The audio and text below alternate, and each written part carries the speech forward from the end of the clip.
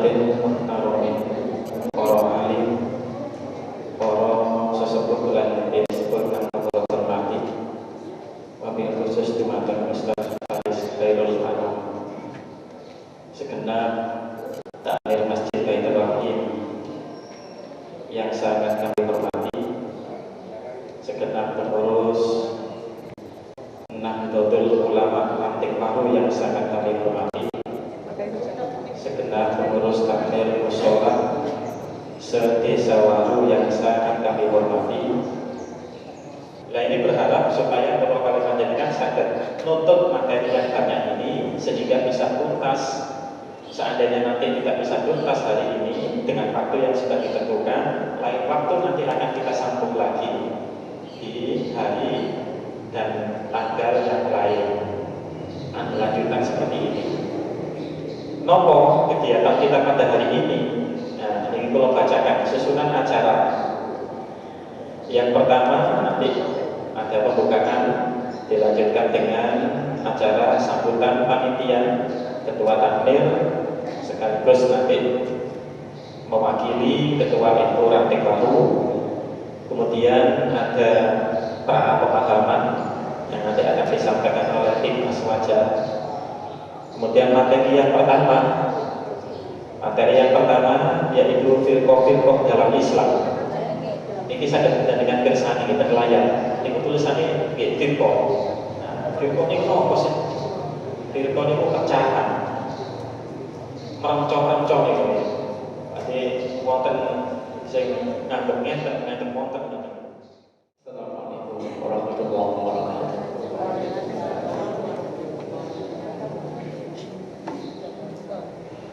A'udzu billahi minasy syaithanir rajim.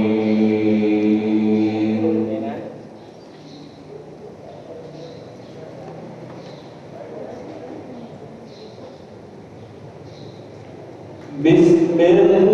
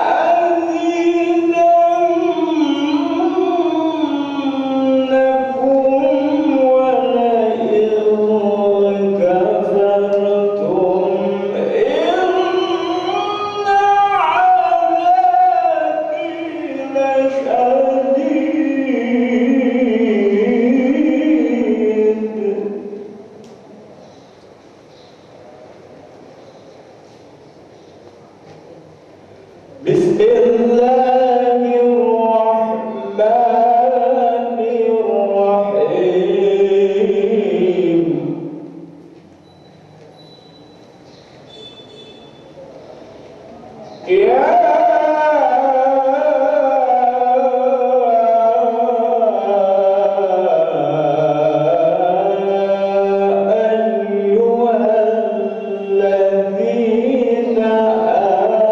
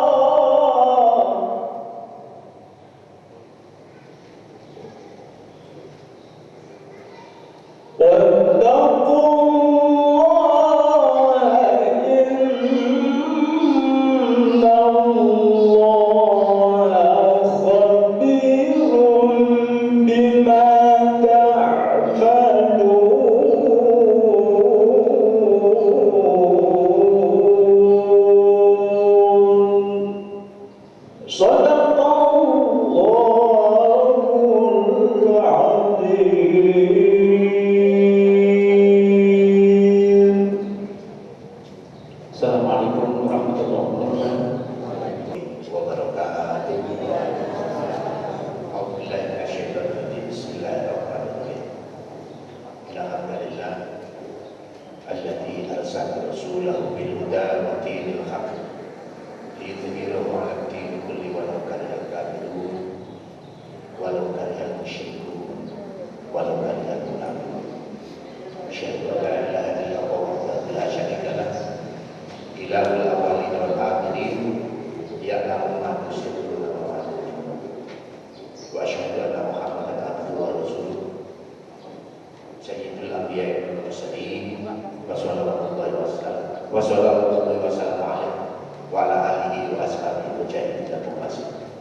Amma ba'du.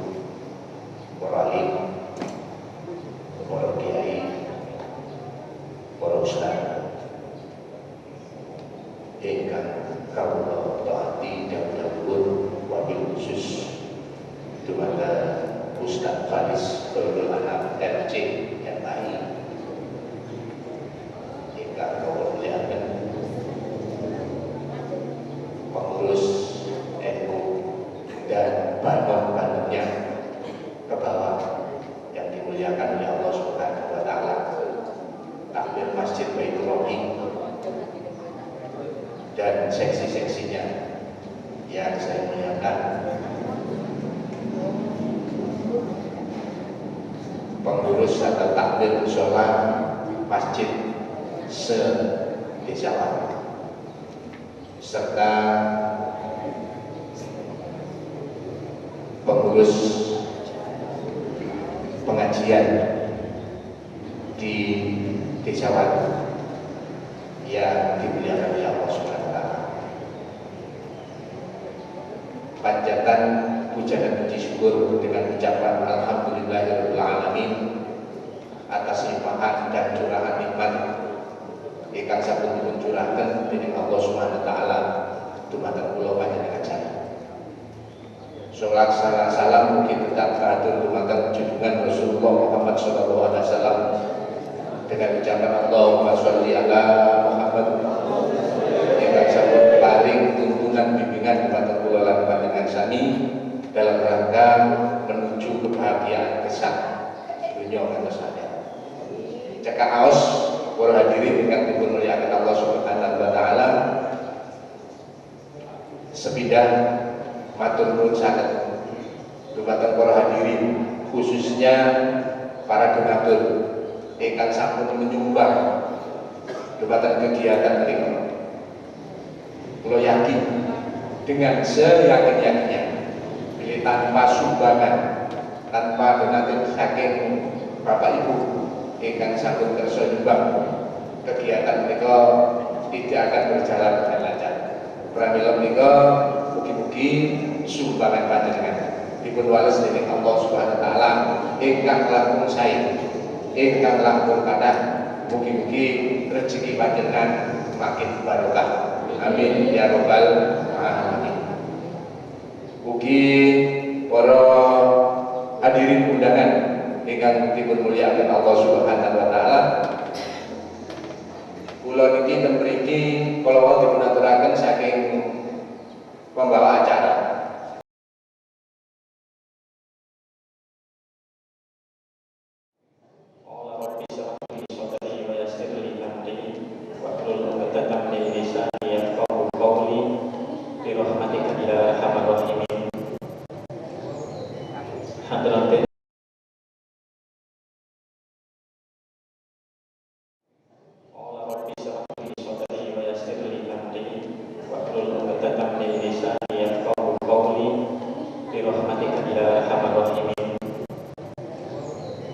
Hadratin muhtaromin, para alim, para sesepuh lan disebut kang kula hormati, wabil khusus dumateng Ustaz Faris Khairul Anam, segenap takmir Masjid Baitur Rahim yang sangat kami hormati, segenap pengurus Nahdlatul Ulama Lantik Paru yang sangat kami hormati, segenap pengurus takmir mushola se-Desawaru yang sangat kami hormati,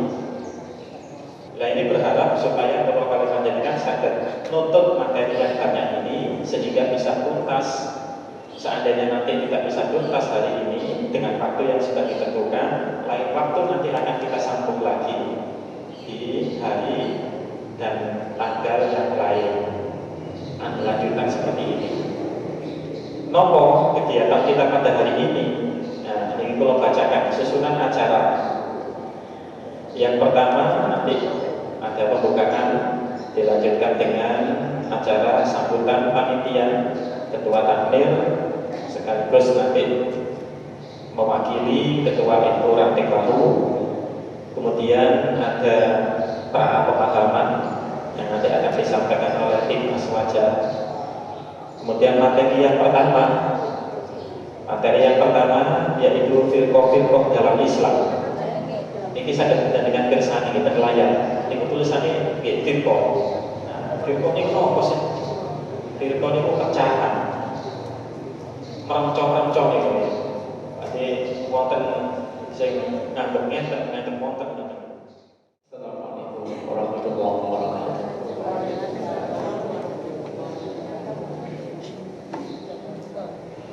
أعوذ بالله من الشيطان الرجيم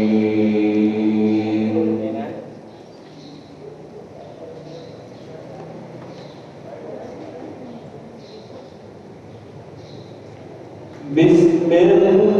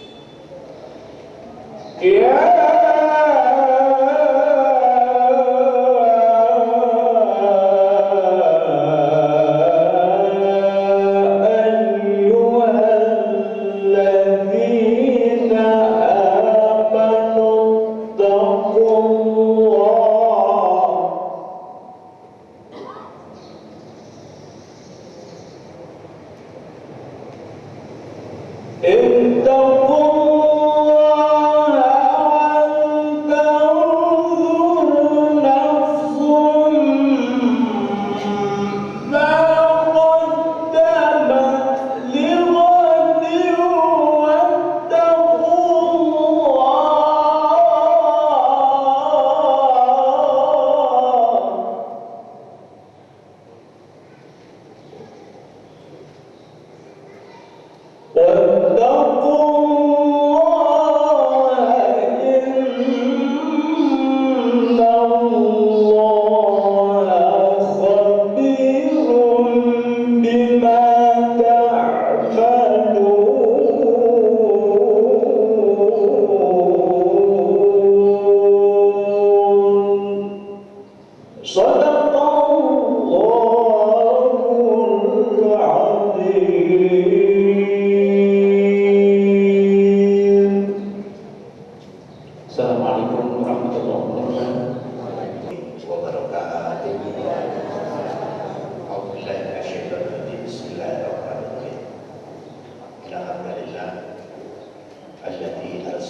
ورسوله بالهدى ودين الحق ليظهره على الدين كله ولو كره الكافرون ولو كره المشركون ولو كره المنافقون. أشهد أن لا إله إلا الله وحده لا شريك له إله الأولين والآخرين يعلم ما تسرون وما تعلنون. وأشهد أن محمدا عبده ورسوله سيد الأنبياء والمرسلين وصلوات الله وسلم عليه وعلى آله وأصحابه وجاهدين المخلصين. أما بعد، para alim, para kiai, para ustaz ingkang kawula taati dawuh wabil khusus dumateng Ustaz Faris Khairul Anam RC MI ingkang kawula muliaken pengurus NU dan banon-banonnya ke bawah yang dimuliakan oleh Allah Subhanahu wa taala, takmir Masjid Baitur Rahim dan seksi-seksinya yang saya muliakan, pengurus atau takmir mushola masjid se-Desawan, serta pengurus pengajian di Desawan yang dimuliakan oleh Allah Subhanahu wa taala. Panjatan puja dan puji syukur dengan ucapan alhamdulillahirabbil alamin atas limpahan dan curahan nikmat ingkang sampun dipun curahaken dening Allah Subhanahu wa taala dumateng kula panjenengan jana. Salat salam mugi tetap katur dumateng junjungan Rasulullah Muhammad sallallahu alaihi wasallam dengan ucapan Allahumma sholli ala Muhammad ingkang sampun paring tuntunan bimbingan dumateng kula lan panjenengan sami dalam rangka menuju kebahagiaan kesan dunia ngantos akhirat.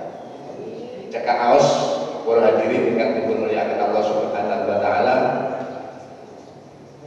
sepidah matur nuwun sanget dumateng para hadirin, khususnya para donatur ingkang sampun menyumbang dumateng kegiatan menika.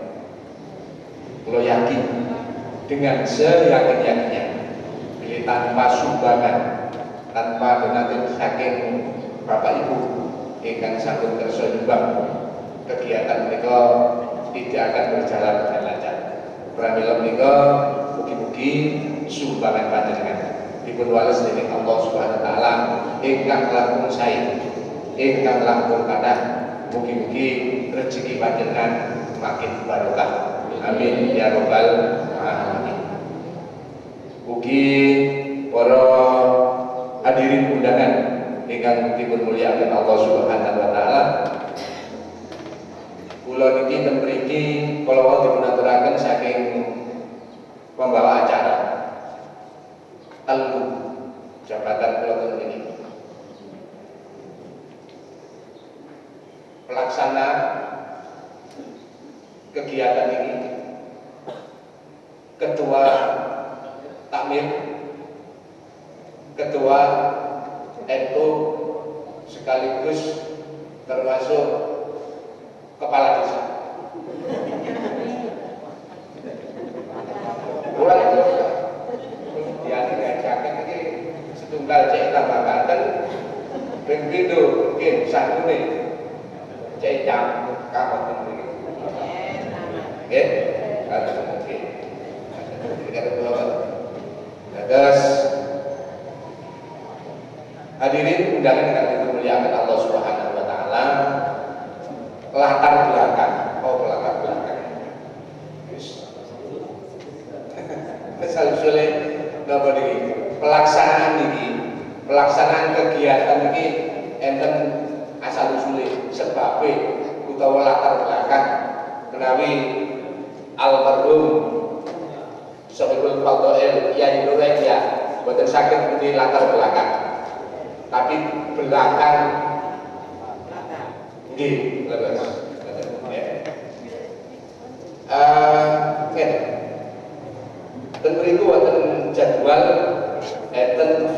firqah dalam sejarah umat Islam. Amalia kegiatan tentu itu napa niku amalia Ahlussunnah wal Jamaah ceritane kan. Lan mangke enten malih tambah. Nah, niki para hadirin undangan jamaah ingkang dipunmulyakaken Allah Subhanahu wa taala. NU niki ngarep mburi iringan kanan kiri. Nek ndukur mboten bisa mboten. Niku mboten dikepung. Ya. Bahkan di suatu daerah yang budal jamaah tahlil, jamaah ngaji, jamaah yasin tahlil jamaah yasin tahlil sing temriku yen tahlile termasuk ziarah wali Songo itu sudah diegrek kali firqah yang baru. Nah, dengan demikian kula lan panjenengan sedaya terutama kula kalian kanca-kanca ngaturi panjenengan niki dalam rangka untuk pemahaman ini bener tak? Ya apa ceritane? Aku iki kok ngelakoni nek subuh ana napa? Gunute. Nek tarawih kok 3.000. Niku mangke dipunjelasaken kalih Ustaz Faris Khairul Anam saking koordinator napa niku? Bidang dakwah Aswaja Nahdlatul Ulama Center pengurus wilayah Nahdlatul Ulama Jawa Timur. Nah, dan mriki supados jenengan dalam nglakoni ibadah, lakoni pelaksanaan ibadah niku cek iman mantep. Aku iki ya iki bener ta enggak cek gak bingung. Oh itu salah ngene lho. Biyen kecil iku aku ngene kok saiki ngono kok disalah kok akhirnya bingung. Karena bingung saiki di kei dalan cek boten bingung. Terus niku latar belakang utawi sebab-sebab diwontenaken pelaksanaan napa niki kegiatan sosialisasi utawi pemantapan amalia ibadah Ahlussunnah wal Jamaah anak dia. Sebab kita keterangan bahwa semua firqah yang ada itu juga mengataskan namakan napa Ahlussunnah wal Jamaah. Jadi kalau makin insyaallah makin jelas, makin paham sehingga kula panjenengan dalam melaksanakan ibadah niki boten ragu-ragu diterima apa gak karo Gusti Allah. Nah, iki tentu. Lajeng panjenengan mangke insyaallah saderengipun angsal materi jenengan angsal niki sak persen atau tipis niki. Niku mangke kesempatan iki cukup pas 10 menit bisa. 15 menit. Nek sampai jam 12 lah jam. Niki mangke kira-kira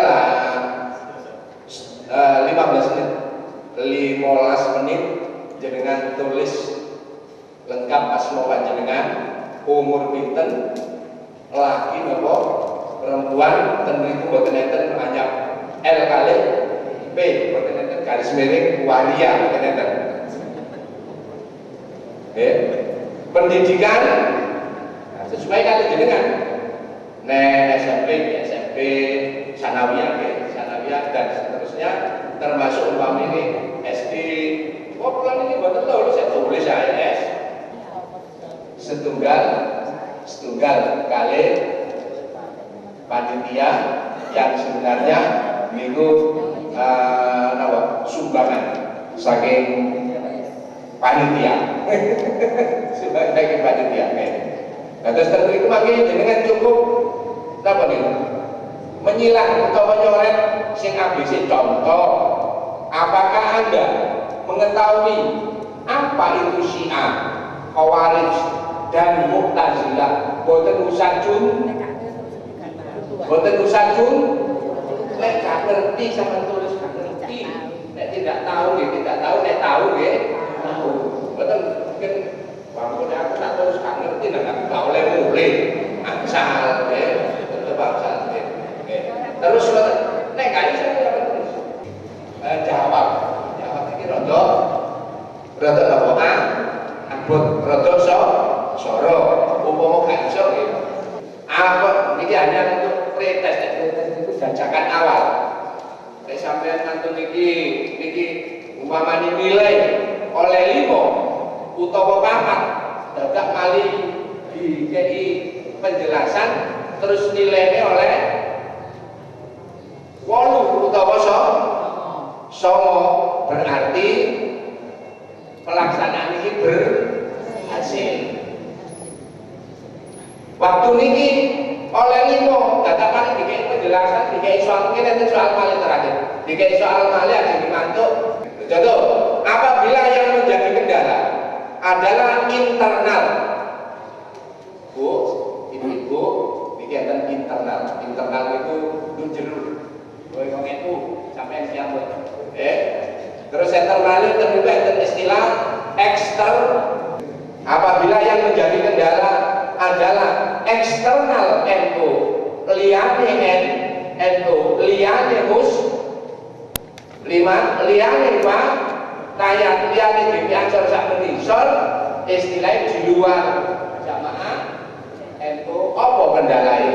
Kadang disebutkan contohnya kok bingung aku gak bisa diisi, kok itu ditendok sampai waktunya kita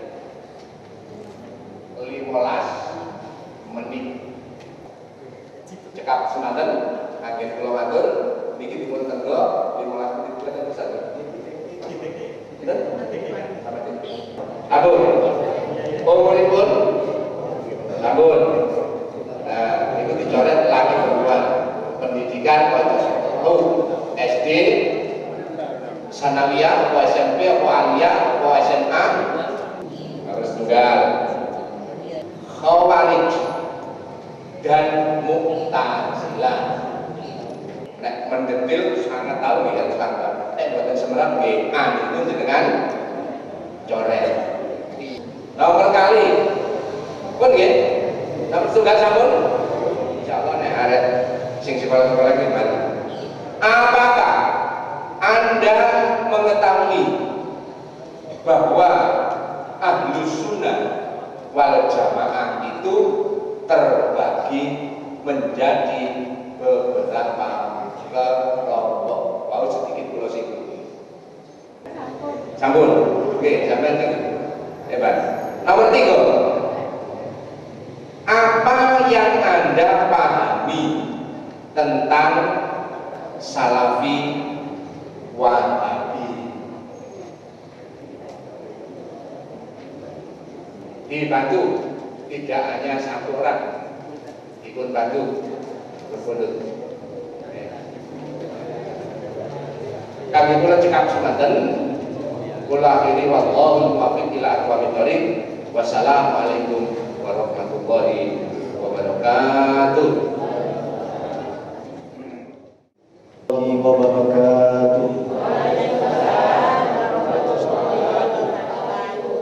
Alhamdulillahilladzi 'allama bil qalam 'allamal insana ma lam ya'lam. Wassalatu wassalamu ala sayyidina Muhammadin khairi man ta'allam wa asdaqa man a'lama 'anillahi azza wa jalla. Amma ba'd. Ingkang kula minulyaken para sepuh bini sepuh, para alim, para ustaz, para pengurus PRNU Waru Sidoarjo, para pengurus jajaran takmir Masjid Baitur Rahim, beserta jamaah sekalian, Bapak Ibu, Mas-mas, Mbak-mbak yang semoga kita semua tanpa terkecuali senantiasa dibahagiakan, dimuliakan dan diridhai oleh Allah Subhanahu wa taala fid dini wad dunya wal akhirah. Amin ya rabbal alamin. Sebelum kita bersama mempelajari apa yang perlu kita bahas, marilah kita membaca suratul Fatihah dengan niatan semoga apa yang kita niatkan kita laksanakan benar-benar mendapatkan ridho dari Allah Subhanahu wa taala. Apa yang kita bahas menjadi ilmu yang mudah kita pahami dan mudah untuk kita terapkan dalam kehidupan sehari-hari. Dan sekaligus kirim doa kepada para muassis pendiri Nahdlatul Ulama, orang tua kita, orang-orang yang kita cintai, yang telah mendahului kita, semoga mereka senantiasa mendapatkan maghfirah ampunan dari Allah Subhanahu wa taala. Amin ya rabbal alamin. Ala hadhihi niyyah wa ala jami'i ma nawahu nabiyyuna Muhammadun khairul bariyah bi niyyatis sahalah wal jamalah wal barakah wan naf'il ummah wa ala jami'i ma nawahu nabiyyuna Muhammad. Al-Fatihah. Center beliau adalah Kiai Haji Abdurrahman Hafiz LCMHI. Beliau kirim salam kepada Bapak Ibu semuanya karena beliau sekarang kebetulan harus ada di Trawas untuk mengikuti rapat pleno musyawarah kerja PWNU yang kepengurusannya baru saja dibentuk. Demikian juga dengan anggota tim yang lain. Tapi tidak mengapa, insya Allah sebagai dasar, sebagai pemula, kita akan mempelajari apa yang bisa kita pelajari. Mohon maaf kalau pematerinya masih kelas Ustadz pun masih belum Ustadz ya. Seharusnya yang menyampaikan adalah seorang kiai. Nah kebetulan saya belum menjadi seorang kiai karena biasa kiai itu istrinya sampun kali ya. Sekarang itu chef. Contohnya sini, saya uji. Lebaru, ya. Ini tasik setunggal enggak? Setunggal itu tasik ustad, tapi ustad pun tasik dereng cakep. Kemudian berikutnya nanti peta yang akan kita pelajari, kita akan mempelajari dulu firqah-firqah dalam sejarah umat Islam, kelompok-kelompok pecahan dalam sejarah umat Islam. Kita tidak akan terlalu panjang lebar insya Allah membahas ini. Pembahasan ini hanya sekedar untuk memetakan kira-kira ahlu sunnah wal jamaah itu ada di mana. Lebih khusus lagi kira-kira ahlu sunnah wal jamaah an-nahdiyah yang diikuti oleh Nahdlatul Ulama ini kira-kira di mana?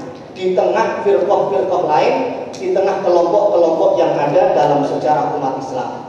Setelah kita membahas sekitar 45 menit, dilengkapi dengan tayangan-tayangan video, bagaimana bukti penyimpangan-penyimpangan yang ada dari firqah-firqah lain selain ahlu sunnah wal jamaah. Nanti sesi yang kedua baru kita membahas tentang dalil-dalil amaliyah dan tradisi yang kemudian ada di sekitar kita yang banyak kita terapkan di tengah masyarakat. Inilah sebenarnya para bapak, para ibu, tujuan didirikannya Aswaja Eco Center. Aswaja Eco Center ini kalau ditanya jadi banom atau jadi lembaga atau lajnah, sebenarnya tidak ada. Tidak menjadi bagian banom, juga tidak menjadi bagian lajnah atau lembaga, karena memang Aswaja Eco Center ini semacam Kopassus. Diibaratkan seperti TNI, sudah ada angkatan darat, angkatan laut, juga ada angkatan udara, angkatan darat, angkatan laut, tapi kemudian masih juga perlu dibutuhkan suatu kumpulan lagi yang bernama Kopassus. Karena dengan kerja-kerja yang bertarget dan program-program yang ada tertentu. Demikian juga dengan Aswaja Eco Center PWNU Jawa Timur, ini ibaratnya semacam Kopassus. Tidak perlu kemudian menjadi banom atau menjadi lajnah dan lembaga, sama seperti Sernu. Sernu itu ada di PWNU itu pokoknya ada gempa, ada musibah, ada bencana alam, maka kemudian yang muncul adalah Sernu yang punya ambulan, punya tim. Sama juga kemudian dengan Aswaja Eco Center, kalau itu adalah gempa alam, kalau ini gempa akidah yang dihadapi. Makanya kemudian perlu adanya Aswaja Eco Center dan sudah berdiri sekitar 2 tahun ini dan banyak menyelenggarakan TOT, Training of Trainer di beberapa cabang, mulai dari barat sampai ke timur, insya Allah tinggal 50% yang belum kita datangi. Dan insya Allah untuk tingkat ranting itu sebenarnya tugas cabang setelah di training kemudian akan menurunkan ilmunya kepada ranting. Dan insya Allah kemudian di Waru ini meskipun baru pertama kali dan alhamdulillah langsung tidak ditangani cabang. Ini juga yang menjadi usulan Pak Halim, Dr. Haji Abdul Halim ketika akan mengadakan semacam ini. Ini betul nopo yang kita berikan dasar dulu saja Pak Halim. Karena kalau kita mengadakan TOT, Training of Trainer, itu biasanya ada paket A, paket B, paket C. Paket A itu 3 hari, yang tadi disinggung oleh Bapak MC, biasanya di tempat yang jauh, kemudian ada waktu 3 hari kita menginap di sana, itu mulai sudah ada dasar dan pendalaman. Tapi kalau kemudian belum mampu untuk memakai yang paket A, kita turun ke paket B yang sekitar cuma 2 hari. Insya Allah pekan depan kita akan ke Bojonegoro, itu 2 hari. 2 hari itu sudah mulai ada pendalaman meskipun tidak seperti yang paket A. Dan yang ketiga adalah yang diikuti oleh ranting Waru sekarang ini paket C. Paket C itu dalam kurung paket hemat. Paket hemat pokoknya sedino nggak mari. Sedino nggak mari. Insya Allah harus ilmu ikan manfaat. Ya. Makanya nanti mohon maaf kalau kita membahas ada yang beberapa kita lewati dengan kalimat baca sendiri. Karena nopo paket hemat. Ya. Nanti kita tinggal dibaca sendiri, tinggal kita ambil kesimpulan untuk mengantarkan kepada materi yang kedua yang lebih penting, yaitu tentang dalil-dalil amaliyah dan tradisi. Baik, berikutnya saya kira tidak perlu kita lewati. Betul saya. Mungkin perlu semerablah bujuni kali. Fokus kajian kita yang pertama, ngapunten kula do maju berarti sing mriki mboten tinggal nggih. Yang pertama, tinjauan historis lahirnya paham-paham keberagamaan Syiah, Khawarij, Mu'tazilah, dan Ahlus Sunnah wal Jamaah. Sekali lagi fokus kita sebenarnya ke Ahlus Sunnah wal Jamaah. Cuma mengapa kita membahas Syiah, Khawarij, Mu'tazilah? Supaya kita tahu posisi aswaja ini di mana. Yang kedua, kita akan membahas tentang konsep bermadhab dan penelusuran terhadap kelompok-kelompok yang mengklaim sebagai penganut aswaja. Tadi disinggung kok banyak sekali yang mengaku sebagai Ahlus Sunnah wal Jamaah. Terus aswaja NU ini gimana? Apakah yang benar aswajanya mereka atau aswaja kita? Ini yang nanti kemudian kita bahas sekaligus kita kritisi. Bahkan kalau bisa kita buktikan bahwa aswaja NU lah yang kemudian insya Allah sesuai dengan ajaran Kanjeng Nabi besar Muhammad SAW. Dua ini yang akan kita bahas. Yang pertama, tinjauan historis, tinjauan sejarah lahirnya paham-paham keberagamaan. Yang pertama Syiah, kedua Khawarij, yang ketiga Mu'tazilah, dan yang keempat adalah Ahlus Sunnah wal Jamaah. Sebelum kita membahas secara khusus apa itu Syiah dan lain sebagainya, kita perlu tahu apa penyebabnya. Penyebab munculnya perbedaan di tengah umat Islam. Kenapa sih harus beda? Umat Kanjeng Nabi ini kenapa kemudian harus berbeda? Bahkan kemudian tidak sedikit ngapunten yang kemudian muncul perpecahan di tengah umat. Mengapa itu bisa terjadi? Kita harus memahami bahwa ada sekian macam penyebab munculnya perbedaan di tengah umat Islam. Ingkang nomor setunggal al-asabiyah al-arabiyah. Coro Indonesia primordialisme kesukuan yang merupakan warisan jahiliyah. Ta'assub, terlalu cinta kepada sukunya sendiri tapi sekaligus membenci suku yang lainnya. Cinta bangsa sendiri bukan nopo-nopo, tapi yang bermasalah kalau kemudian kecintaan terhadap bangsa disertai dengan kebencian terhadap bangsa lain. Itu yang kemudian bermasalah. Makanya menjadi penyebab munculnya perbedaan di tengah umat Islam yang pertama al-asabiyah al-arabiyah. Kalau kita tahu munculnya Khawarij, ketika Khawarij ini sudah muncul, ternyata suku Khawarij ini yang banyak menjadi pengikut Khawarij, kelompok Khawarij yang banyak menjadi pengikut dari kelompok Khawarij ini adalah orang-orang Robi'iyah, bukan Mudoriyah. Suku Robi'iyah banyak bergabung dengan Khawarij, tapi suku Mudoriyah tidak banyak yang bergabung dengan Khawarij. Ini ternyata sedikit banyak pasti dipengaruhi oleh primordialisme kesukuan. terlalu cinta terhadap sukunya, tapi sekaligus membenci suku dan bangsa yang lain. Sama juga ketika Rasulullah SAW baru meninggal dunia, sudah mulai ada riak-riak perseteruan antar suku, sudah ada perseteruan antara Hasyimiyin dengan Umayyiyin. Tapi karena masih banyak pembesar para sahabat, primordialisme atau al-asabiyah ini bisa direda. Sambut, nomor kali perebutan kepemimpinan. Sama ketika Rasulullah SAW baru mangkat, sudah ada orang-orang Ansor yang kepingin menjadi khalifah. Sudah ada orang-orang Muhajirin yang kepingin jadi khalifah. Tapi sekali lagi, karena masih banyak sahabat-sahabat utama yang masih hidup, perseteruan ini, perebutan kepemimpinan ini sekali lagi masih bisa direda. Tapi pada tahap berikutnya, nanti kalau kita membahas sejarah kemunculan Syiah, kemunculan Khawarij, kemunculan Mu'tazilah, ini sudah tidak bisa direda lagi. Adanya at-tanazu' alal khilafah atau perebutan kepemimpinan. Penyebab ingkang nomor 3, persinggungan dengan pengikut agama lain. Sudah mempelajari agama yang dianut oleh orang-orang Yunani, sudah dipelajari oleh umat Islam, sudah membahas tentang masalah qudratullah, kehendak Allah. Manusia ini menciptakan perbuatannya sendiri atau manusia tinggal menerima takdir saja. Ini kemudian sebenarnya paham-paham yang diambil dari pengikut-pengikut agama lain tapi dimasukkan ke dalam ajaran agama Islam. Sedikit banyak kemudian mempengaruhi munculnya perbedaan di tengah umat Islam. Kita baca cepat saja. Yang keempat, penerjemahan materi-materi filsafat. Kemudian yang kelima, mengkaji permasalahan-permasalahan yang sulit dipahami oleh akal. Saat temennya angel dibahas, tapi kemudian saya dibahas kemauan kali umat Islam. Misalnya, ada dzatullah, ada sifatullah, ada dzatnya Allah, ada sifatnya Allah. Sifat Allah ini dikaji. Apakah menyatu dengan dzatnya Allah atau berdiri sendiri? Ini kan sesuatu yang dibahas, kalau dibahas sangat sulit sekali. Tapi kemudian masih saja dibahas oleh umat Islam, sehingga kemudian itu menjadi salah satu penyebab munculnya perbedaan di tengah umat Islam. Nomor 6, metode penafsiran terhadap ayat-ayat mutasyabihat. Nanti kita bahas bagaimana pendekatan ulama umat Islam ketika menerima ayat-ayat mutasyabihat. Kita akan membahas apa itu yang dimaksud dengan ayat mutasyabihat dan bagaimana umat Islam memberikan penafsiran terhadap ayat-ayat mutasyabihat ini sehingga kemudian menyebabkan perbedaan di tengah umat Islam. Yang terakhir, istinbatul ahkam.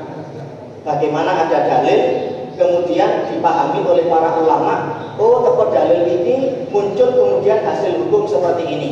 Ini yang kemudian faktor penyebab yang nomor 7, yang terakhir, ini dikatakan faktor penyebab yang paling baik. Karena nanti munculnya perbedaan yang disebabkan oleh penyebab nomor 7, ini muncul perbedaan-perbedaan yang ada dalam kitab fikih. Nomor 1 sampai 6, nomor 1 sampai 6, ini menyebabkan perbedaan dalam masalah akidah antara Syiah, Khawarij, Mu'tazilah, Ahlussunnah wal Jamaah. Ini perbedaan yang kemudian sangat luar biasa yang sampai menimbulkan perpecahan. Tapi kalau yang ketujuh, ini yang kemudian sampai ada madhab Maliki, madhab Syafi'i, madhab Hambali, madhab Hanafi dan seterusnya. Dan ini semua baik. Perbedaan dalam wilayah cabang. 1 sampai 7 dikatakan perbedaan yang tidak baik karena Rasulullah SAW pernah mengatakan wailun lil Arab min syarril qad iqtarab. Celaka bangsa Arab dari kejelekan yang bakal menimpa mereka. Ketika Rasulullah mengatakan kejelekan yang bakal menimpa mereka, Rasulullah kemudian menyebutkan bahwa umat Islam akan terpecah menjadi 73 golongan. Berarti perbedaan yang disebabkan oleh 1 sampai 6 ini adalah perbedaan yang jelek karena sampai menimbulkan perpecahan. Adapun yang kedua, ini adalah sesuatu yang baik.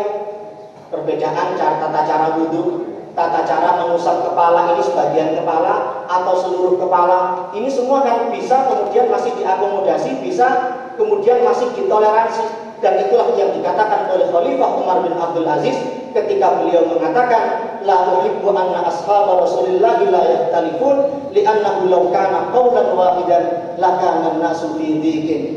Aku tidak suka kalau kemudian umat para sahabat Rasulullah itu cuma memiliki satu pendapat. Seandainya mereka para sahabat itu cuma punya satu pendapat dalam bidang fikih, pasti kemudian umat Islam akan berada dalam kesulitan. Karena itulah sekali lagi yang ketujuh ini adalah sesuatu yang baik. Contohnya apa? Misalnya lek kisah haji, biasanya kan manasik-manasik itu diajarin itu lek sendolan ambil bojone cek batal, sementara wudhunya pindah ke mazhab Maliki. Kalau pindah ke mazhab Maliki, ya kemudian wudhunya harus ikut mazhab Maliki. Kalau mazhab Maliki berarti di antara ketentuan wudhu dalam mazhab Maliki adalah kalau mengusap kepala itu seluruh tempat tumbuhnya rambut ini, mulai dari ginggir sampai ke wingking, kedah kenging usapan toyo. Tapi kalau kemudian ikut mazhab Syafi'i, yang wajib tidak harus seluruh tempat yang ditumbuhi rambut, tapi cukup sebagian kecil saja. Ini kemudian perbedaan yang semacam inilah yang dimaknai sebagai perbedaan yang rahmat, perbedaan yang ada unsur kasih sayang dari Allah Subhanahu wa taala. Sehingga kemudian lek tawaf kisah haji ketang gandeng sing estri, pokoke gandenge mboten syahwat, wuduke mboten batal, tapi sekali lagi sementara pindah ke mazhab Maliki. Ini perbedaan-perbedaan yang buruk, perbedaan cabang. Mengapa kemudian para ulama bisa berbeda pendapat seperti itu? Gara-gara istinbatul ahkam. Ayatnya pun sami, ayat Qur'annya wamsahu biruhusikum. Awakmu lek pas wudu, wamsahu biruhusikum, usaplah kepalamu. Para ulama pendiri mazhab ketika menerjemahkan kepala, apa yang dimaksud kepala ini kemudian ya penafsirannya berbeda-beda. Ada yang mengatakan menurut mazhab Syafi'i, Imam Syafi'i mengatakan kalau saya misalnya punya batu kerikil, umpamine pun wonten watu nggih, kula uncalaken. Terus kenging sirahe tiyang, padahal kenging mek ngeten to. Terus kerikile luntur. Terus secara bahasa, apakah saya boleh mengatakan saya sudah melempar kepalanya dengan kerikil batu? Sampun? Sudah bisa saya mengatakan seperti itu? Bisa, meskipun kemudian kerikil ini mboten muter tersiram mboten. Padahal secara umum yang dinamakan kepala itu ya sesuatu yang ada di atas leher, termasuk wajah dan tempat yang ditumbuhi rambut. Tapi ketika dikatakan secara bahasa, saya melempar dengan kerikil kok kena kepalanya orang, saya sudah bisa mengatakan saya sudah melempar kepalanya, meskipun yang kena cuma sebagian kecil saja. Tapi menurut mazhab Maliki tidak, kepala itu bukan hanya sebagian kecil. Ayatnya memang wamsahu biruhusikum, usaplah sebagian kepala kalian. Tapi kepala itu contohnya ini, kalau kemudian ada orang menghadap ke timur, menghadap ke sana, saya cuma lihat bagian ininya saja, tapi saya sudah bisa mengatakan saya melihat kepala orang itu.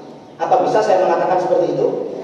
Bisa, padahal yang saya lihat cuma separuh. Makanya dalam mazhab Maliki kalau mau mengusap sebagian kepala, ya harus separuhnya bagian yang ada di atas leher. Inilah perbedaan-perbedaan istinbatul ahkam. Salah satu contohnya yang sekali lagi kesimpulan pertama dari slide pertama ini, ternyata munculnya perbedaan di tengah umat Islam itu ada dipicu oleh beberapa faktor. Tapi yang 1 sampai 6 ini perbedaan yang tidak baik yang memunculkan perpecahan. Tapi kalau yang ke-7 tinggal menyikapinya. Sebenarnya baik, tapi kalau kita menyikapinya dengan baik, maka insya Allah benar-benar rahmat ada di situ. Dari sinilah kemudian dibagi oleh para ulama, ada ikhtilaf itu wonten kali. Ada ikhtilaf madmum, ada ikhtilaf mahmud. Ikhtilaf madmum artinya perbedaan yang tercela, perbedaan ingkang boten sae. Tapi kalau yang kedua, ikhtilafun mahmud, perbedaan yang terpuji atau perbedaan ingkang sae. 1 sampai 6 ini ikhtilafun madmum, perbedaan yang tercela. Tapi kalau yang ke-7 adalah ikhtilafun mahmud, perbedaan yang baik yang bisa menurunkan rahmat kasih sayang dari Allah Subhanahu wa taala. Allahumma shalli ala sayyidina Muhammad. Nah, betul gak ngomongnya udah cepat, soalnya ngukur balapan kali panggung nih. Jam 10 lebih seperempat udah mantun nih. Syiah, kita baca saja. Syiah itu adalah kelompok yang mendukung Ali radhiyallahu anhu secara khusus. Boten purun Abu Bakar, boten purun Umar, boten purun Utsman. Pokoknya hanya mendukung Ali radhiyallahu anhu secara khusus. meyakini kepemimpinan dan kekhilafahannya secara nas dan wasiat. Seharusnya sepeninggal Kanjeng Nabi, menurut Syiah yang jadi khalifah itu seharusnya Imam Ali. Kok kemudian ada Abu Bakar, ada Umar, ada Utsman, ini dikatakan sebagai rombongan penyerobot, romli, rombongan liar. Betul-betul Pak Romli ini. Oh ada. Baik secara jelas maupun samar, mereka orang-orang Syiah juga meyakini bahwa hak kepemimpinan ini tidak lepas dari keturunannya. Sepeninggal Imam Ali pun seharusnya yang menjadi kepala negara, yang menjadi khalifah adalah keturunan Imam Ali. Kok masih ada khalifah-khalifah yang lain? Itulah yang dikatakan sebagai rombongan liar, para penyerobot. Kalau kemudian ada para penyerobot itu gimana? Jika kepemimpinan itu lepas, maka disebabkan karena kedoliman dari selainnya atau selain Ali, jadi Abu Bakar, Umar, Utsman itu dolim menurut orang-orang Syiah, atau karena taqiyah dari Ali. Taqiyah itu disembunyikan oleh Imam Ali. Orang Syiah tidak mau dituduh sebagai orang yang menjelek-jelekan Imam Ali. Kalau seandainya menurut Syiah itu yang menjadi khalifah itu adalah Imam Ali berdasarkan wasiat dari Rasulullah SAW, pertanyaannya orang ahli sunnah wal jamaah, ketika khalifah dipegang oleh Abu Bakar, Umar, Utsman, padahal Sayyidina Ali masih hidup, kenapa Sayyidina Ali kok diam? Kalau diam kemungkinannya hanya dua. Yang pertama, Imam Ali pengecut. Wong seharusnya yang diwasiati menjadi khalifah beliau kok diserobot oleh orang lain, kok diam? Berarti kan penakut. Atau yang kedua sebagai pengkhianat, ada wasiat dari Rasulullah kok tidak dijalankan oleh Imam Ali. Tapi kemudian tuduhan dua ini oleh orang-orang ahli sunnah dijawab oleh orang Syiah bahwa itu taqiyah dari Ali, disembunyikan oleh Imam Ali demi keamanan. Wasiat tadi didiamkan, tak bobo, enten ono, mari Abu Bakar kandeni, oh kok durung ono, oh Umar, setelah Umar bobo si Utsman, setelah Utsman baru Ali, itu semua dilakukan oleh Imam Ali karena dalam rangka taqiyah. Sudah, intinya itu bahwa Syiah itu adalah pendukung Imam Ali sampai kemudian menuduh yang lainnya sebagai orang yang zalim. Abu Bakar, Umar, Utsman dan siapapun khalifah yang tidak berasal dari keturunan Imam Ali radhiyallahu anhu. Itu intinya. Dong nggih? Dong, paham dong? Paham dong itu jenengan paham? Jawabnya pahimna. Paham dong? Pahimna. Dong dong? Dong nah, nggih. Bun, ini juga sama. Apakah pengertian tadi itu milik ahlu sunnah wal jamaah? Ternyata orang Syiah juga memiliki pengertian yang sama tentang siapa itu Syiah. Lebih lanjut nanti bisa dibaca sendiri. Mengapa disebut Rafidhah juga bisa dibaca sendiri. Wahai para jamaah paket C. Teori asal-usul Syiah juga sama. Itu ada 3 teori dari Persia, pengaruh agama Nasrani, pengaruh agama Yahudi. Kemudian ini sekte-sekte Syiah kalau di depan tidak jelas, tapi yang jelas Syiah itu tidak satu. Disebabkan oleh siapa keturunan, siapa penerus Ali, sudah sepakat mereka. Penerus Imam Ali adalah Hasan, penerus Imam Hasan adalah Husain. Tapi sepeninggal Imam Husain, siapa yang menjadi penerus? Menurut kelompok pertama, seharusnya yang menjadi khalifah adalah Ali bin Husain bin Ali bin Abi Thalib. Tapi kemudian menurut yang kedua, seharusnya yang menjadi penerus adalah Hasan bin Hanafiyah. Dari inilah kemudian pecah menjadi Karomiyah, Kaisaniyah, Zaidiyah, Bulat, Imamiyah. Ajarannya seperti apa? Bisa dibaca sendiri. Kemudian ternyata tidak hanya itu. Kaisaniyah nanti pecah menjadi 2, Karobiyah dan Hashimiyah. Perkembangannya sekarang sudah tidak ada. Syiah kelompok Kaisaniyah baik Karobiyah maupun Hashimiyah sudah tidak ada. Zaidiyah pecah menjadi 3. Kalau Zaidiyah ini masih ada di negara Yaman bagian utara. Gulat ini Syiah yang ekstrim, pecah juga menjadi 2. Ada As-Sabaiyah, ada Al-Huraiyah. Perkembangannya sekarang juga telah punah. Berikutnya Imamiyah pecah menjadi 2. Ada Ismailiyah, ada Ithna Asyariyah. Perkembangan sampai sekarang merupakan sekte terbesar Syiah saat ini, berkembang sampai saat sekarang di Iran dan diikuti beberapa kalangan di Indonesia. Ulang panjenengan sedaya mirengaken wonten Syiah Sampang yang baru-baru ini ada temuti Jember, Puger. Itu adalah Syiah Imamiyah Ithna Asyariyah yang berkembang di Indonesia. Pun ajarannya apa bisa dibaca sendiri, cuma kesimpulannya dua. Kesimpulannya slide ini dua. Ketika kita mau mengantarkan kepada Ahlussunnah wal Jamaah, kesimpulannya sekali lagi kali. Yang pertama, ternyata kelompok dalam umat Islam itu yang bertahan adalah kelompok yang moderat, kelompok yang mau hidup dengan orang lain. Tapi kalau kemudian ekstrim, terlalu keras, bisa dijamin kemudian bakal hilang dari sejarah umat Islam. Contohnya Syiah bulat, Syiah ekstrim. Ini perkembangannya sekarang telah punah. Pun boten enten, sing tulus boten enten. Makanya jenengan pun kereng-kereng cek gak ada pengikut, cek gak ada bolo. Apa bukti ekstrimnya bulat? Orang-orang Syiah bulat punya keyakinan menganggap Ali adalah jelmaan dari Tuhan, atau bahkan Tuhan itu sendiri. Ali masih hidup dan diangkat ke langit, sedang yang terbunuh orang lain yang diserupakan. Ini kan pendapat yang terlalu ekstrim. Bahkan ketika Imam Ali mendapati orang-orang Syiah bulat semacam ini, Imam Ali kemudian membakar hidup-hidup mereka. Dibongai wong ini, dibakar oleh Imam Ali. Ketika mereka dibakar, justru orang-orang Syiah bulat makin bertambah yakin bahwa Imam Ali adalah Tuhan. Kenapa? Karena ada hadis Rasulullah SAW, la yu'adzib bin nar illa rabbun nar. Tidak boleh menyiksa dengan api kecuali Tuhannya api. Sing nyiksa gawe geni berarti pangeran. Ternyata Imam Ali menyiksa para pengikut dari kalangan bulat dengan membakar mereka. Akhirnya mereka tambah yakin bahwa Imam Ali adalah seorang Tuhan. Itu makin ekstrim, tapi kemudian telah punah. Sekarang telah punah. Makanya Dr. Ansal membakar dengan api. Yang dilakukan oleh Imam Ali ini adalah takzir yang sangat parah. Karena beliau sangat mengingkari orang-orang yang menyembah beliau.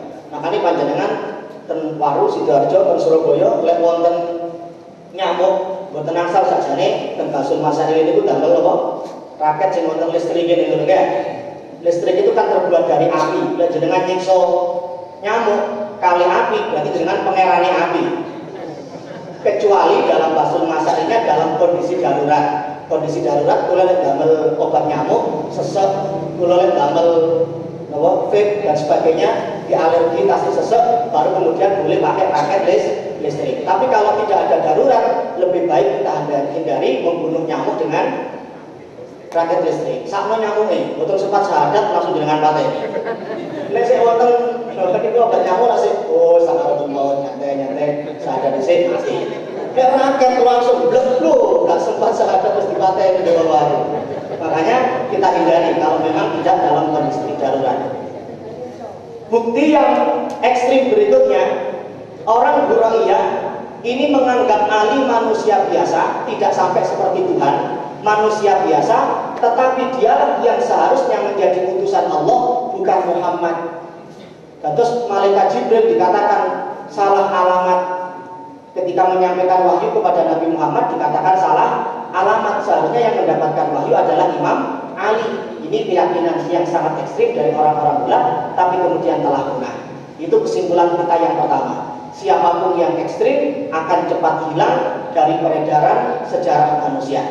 Kesimpulan yang kedua, kalaupun ada yang bertahan, selain karena moderat, juga karena didukung oleh penguasa. Seperti orang-orang Syiah Imamiyah, ini masih bertahan sampai sekarang di Iran karena negaranya memakai mazhab Syiah.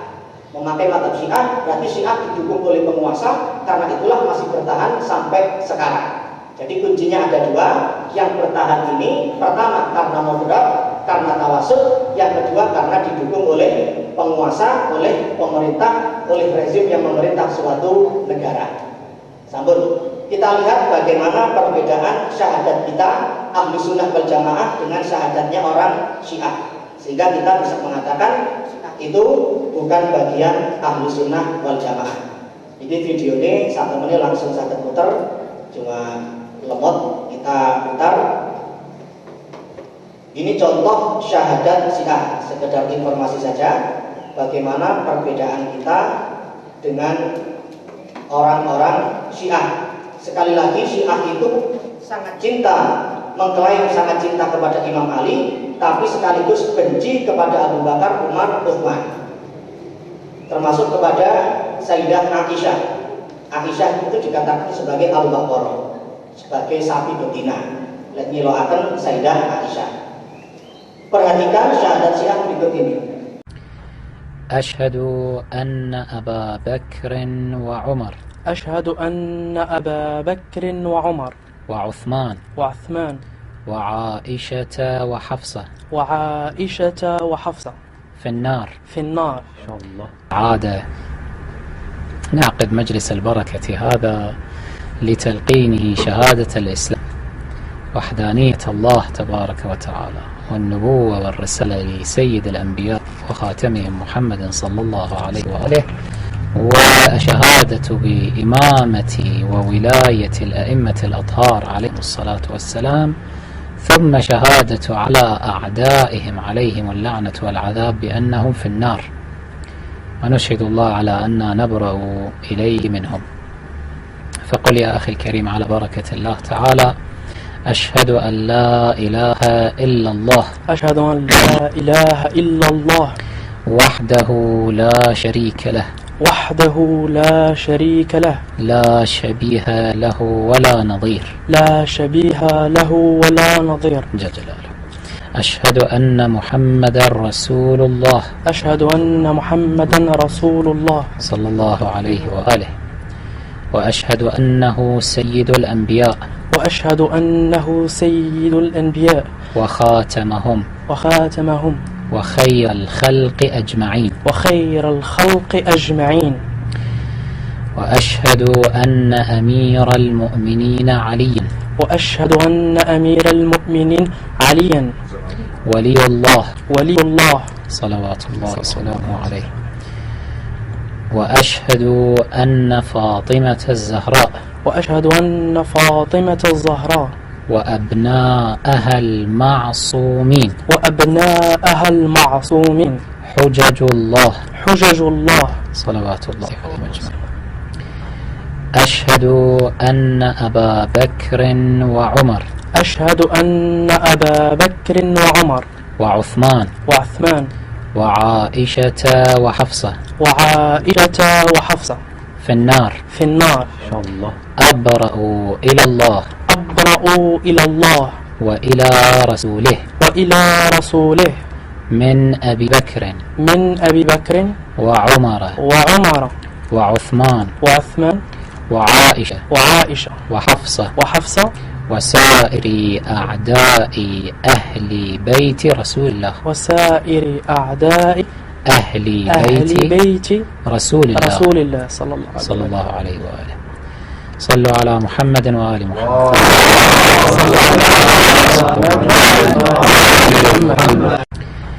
أشهد أن أبا بكر وعمر أشهد أن أبا بكر وعمر وعثمان وعائشة وحفصة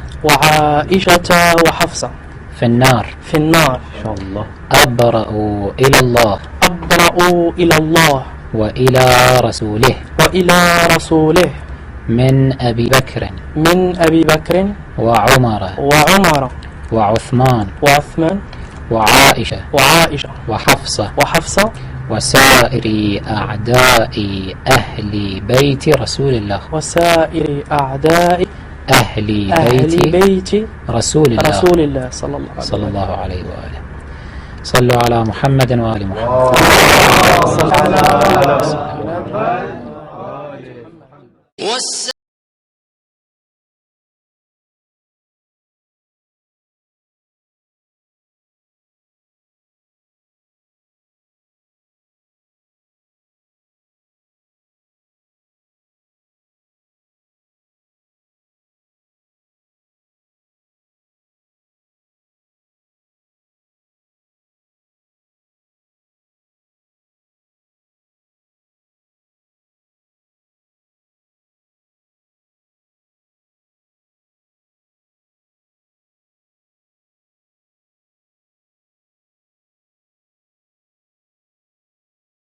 Jadi kalau mau masuk Syiah harus ada keyakinan bahwa Abu Bakar, Umar, Utsman berada di dalam neraka karena dianggap sebagai musuh-musuh Ahlul Bait, musuh-musuh Imam Ali dan keluarga serta keturunannya. Demikian juga informasi saja bagaimana sholat mereka sholat mereka pun juga berbeda. Sholat orang-orang Syiah itu harus pakai semacam batu yang dikatakan sebagai genteng Karbala, tempat sujudnya. Jadi tidak cukup tempat sujud kita seperti ini, harus masih membutuhkan batu khusus. Sebagaimana tayangan ini adzan dan sholat orang Syiah. Mohon diputarkan Ustaz, adzan dan sholat Syiah. Allahu Akbar, Allahu Akbar, Allahu Akbar, Allahu Akbar. Ashhadu an la ilaha illallah, ashhadu an la ilaha illallah, ashhadu anna Muhammadar Rasulullah, ashhadu anna Muhammadar Rasulullah, ashhadu anna Aliyan waliyullah, ashhadu anna Aliyan hujjatullah, hayya 'alas salah, amal. Allahu Akbar, Allah. Cari lawannya. Orang ahli sunnah wal jamaah adalah orang yang bukan Syiah, orang yang bukan Mu'tazilah. Ini pengertian dengan cara memberikan lawannya. Orang NU bukan berarti orang yang bukan, orang yang umat Islam yang masuk dalam Nahdlatul Ulama, bukan yang masuk organisasi A, B, C, D, E. Itu berarti memberikan pengertian dengan cara memberikan lawannya. Yang cara yang ketiga, ini yang digunakan oleh Hadratus Syekh Kiai Haji Muhammad Hasyim Asy'ari ketika memberikan pengertian ahli sunnah wal jamaah dengan cara bil aqdi, dirinci satu persatunya. Siapa ahli sunnah wal jamaah? Ahli tafsir, ahli hadis, ahli fikih. Sekarang terkumpul dalam mazhab Hanafi, Syafi'i, dan Hambali. Bun, 5 menit malih di matur. Berbagai benang merah, intinya ahli sunnah wal jamaah itu tidak ada pendirinya. Tidak ada pendirinya. Kalau Syiah ada pendirinya, Mu'tazilah ada pendirinya, Khawarij juga ada pendirinya. Karena ahli sunnah wal jamaah ini asli Islam murni yang dibawa oleh Rasulullah SAW, gimboten berdirinya. Kapan sejarah kemunculan lahir ahli sunnah wal jamaah? Gimboten wonten. Wong ini adalah ajaran murni yang dibawa oleh Rasulullah SAW. Idza utliqa ahli sunnah wal jamaah fal muradu bihim al asy'ariyah wal maturidiyah. Kalau yang disebutkan ahlu sunnah wal jamaah secara umum, maka yang dimaksud adalah Asy'ari dan Maturidi. Pun ini ikhtisar perbedaan bisa dibaca kalau pakai C makanya, termasuk tabel moderasi ahlu sunnah wal jamaah. Kenapa aswaja itu tawasud, tawazun, i'tidal, semua ada. Kenapa kemudian Hasyim Asy'ari dikatakan sebagai orang yang ahlu sunnah wal jamaah, dan NU yang dididikan juga ahlu sunnah wal jamaah, karena sangat moderat, berada di tengah-tengah antara Mu'tazilah dengan Khawarij, antara Syiah dengan Nasibi, antara Jahmiyah dengan Musyabihah. Konsep bermadhab juga sama, ya kita lewati dulu. Terus kita langsung masuk ke orang yang mengaku sebagai ahlu sunnah wal jamaah. Dalam akidah dan tasyrik atau penetapan hukum, aswaja sepakat untuk merujuk pada Al-Quran dan Sunnah. Namun pendekatan berbeda yang digunakan terhadap kedua sumber hukum itu menjadikan aswaja secara empiris, secara praktek di lapangan terbagi menjadi 3 kelompok. Boleh ada yang mengaku sebagai ahlu sunnah wal jamaah, tapi lihat dulu secara keilmuan mereka, keyakinan mereka, praktek mereka di tengah masyarakat, masih pantas tidak mereka mengaku sebagai ahlu sunnah wal jamaah. Kita lihat. Pertama, ada teori 3 kelompok aswaja. As-Safaraini dan Murtada Az-Zabidi menyebutkan sebagaimana pendapat As-Subki secara empiris, secara praktek di lapangan kasarane, aswaj ini terbagi menjadi 3 kelompok. Ada yang disebut ahlu hadis, metode pendekatannya untuk membaca teks disebut dengan athariyah atau literalis. Ada ahlu akli, metode pendekatannya untuk membaca teks disebut dengan nadhoriyah atau rasionalis. Dan ada ahlul wijdan wal kasyaf, ada orang-orang sufiyah. Pun intinya ngeten, gampangane tiang-tiang ingkang ngaku ahlu sunnah wal jamaah niku wonten kalih. Sing setunggal pokoke kudu persis ambek Quran mbek hadis. Lek gak ono Quran, gak ono hadis berarti bid'ah, bahkan kemudian musyrik. Itu kelompok yang pertama. Kalau kelompok yang kedua tidak, pakai pendekatan rasional, ada pendekatan tradisi. Jangan sampai langsung gampang memvonis ini adalah bid'ah, ini adalah musyrik, meskipun kemudian tidak ada Quran dan hadisnya. Lebih khusus, ini takbirnya dalam kitab As-Safarai ila Ma'amil Anwar jilid 1 halaman 73, bagaimana Ahlus Sunnah wal Jamaah terbagi menjadi 3. Dalam kitab ini Az-Zabiri Hafizadah juga disebutkan Ahlus Sunnah ada 3. Intinya tadi itu. Perbedaannya apa? Orang-orang literalis, pokoknya butuh Al-Quran di hadis ini, mengatakan Al-Quran dan Sunnah Nabi dipahami secara harfiah. Pokoknya jangan dipakai pentakwilan, jangan ditakwili. Opo onone dalil Quran di hadis, itulah yang dimaksud sebagai ajaran Rasulullah SAW, tanpa banyak penafsiran dan pentakwilan. Karena literalismenya, Ibnu Taimiyah, orang yang mengikuti orang-orang literalis, terjebak dalam paham tajsim dan tasbih. Tajsim itu meyakini bahwa Allah memiliki tubuh. Tasbih itu dikatakan Allah menyerupai dengan makhluk. Mengapa demikian?